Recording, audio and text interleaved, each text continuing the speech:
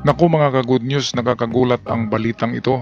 Ito'y napakainit na balita ngayon dahil nagpadala daw di umano ang China ng 200 militia ships diyan sa Spratlys at Ayungin Shoals. Atin pakinggan ang balitang ito. Rejects China's claim that it gave special permission for supplies to be delivered to Filipino troops in the West Philippine Sea. Beijing made the claim as another swarm of Chinese vessels is seen at the Ayungin Shoal. We have this report. The Philippine Armed Forces says it is unfazed by Chinese vessels swarming the West Philippine Sea. Commodore Roy Vincent Trinidad, Navy spokesperson for the West Philippine Sea, said over 200 Chinese vessels have been spotted around Mischief Reef near Ayungin Shoal. Grabe ito, kasi 200 na ito. Ito yung mga tinatawag na militia ships disguising as fishermen at nandiyan na sa ating teritoryo. Ano bang mga ginagawa ng mga yan? Baka isang umaga ay makikita lang natin na nandiyan na yan sa Pag-asa Island at tatanggalin na yung flagpole diyan ng Pilipinas na nakalagay. Kasi napakaraming, sobrang dami niyan, kaya dapat maalarma na ang ating Coast Guard at Navy diyan.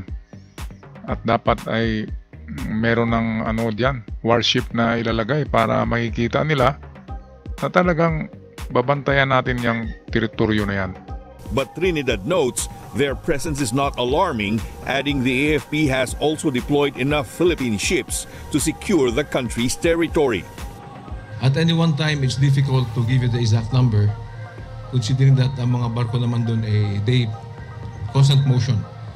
But if in Mischief Reef, which is an enclosed safe harbor, at any one time, somewhere from 15 to 25 warships, we have more maritime militia.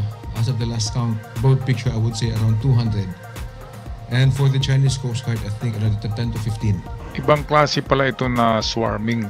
Kasi hindi katulad nung una na nakatali yung mga barko at nakasiris yung kanilang posisyon, sunod-sunod, magkadikit-dikit. Ito naman ngayon ay in constant motion daw ayon sa Commodore Vincent Trinidad.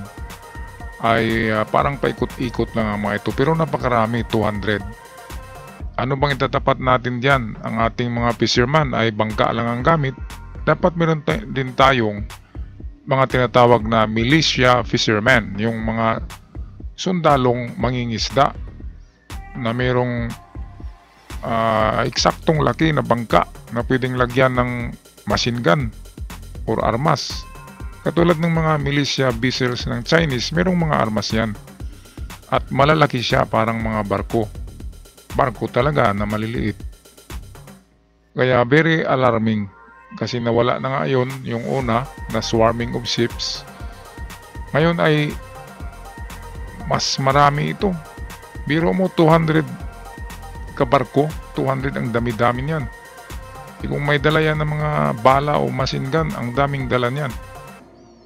Yan ang magawa natin dyan. Of course, nandiyan naman ang ating tagapagtanggol, ang Amerika sa ating likuran. Kaya kudos to Commodore Vincent Trinidad at sa mga Philippine Navy na na-assign diyan sa Mischief Shoal. But Trinidad admits they are concerned about what the Chinese will do to Philippine vessels deployed in the area.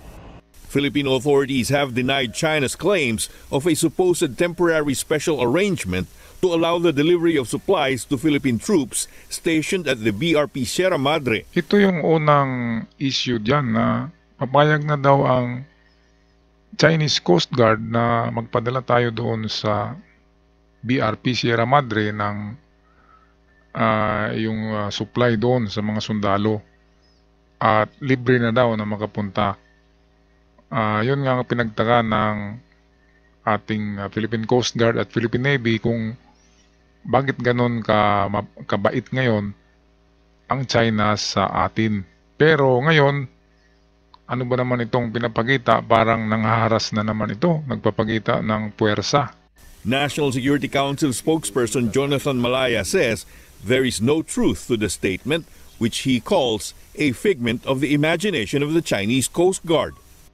Hindi naman to bago. If you remember, they also mentioned this special arrangements last year, no? At malaking issue nga ito sa ating bansa. So, nung ina-assess namin kung bakit nandito na naman sila, our assessment is this is not really this is more for the domestic audience nila.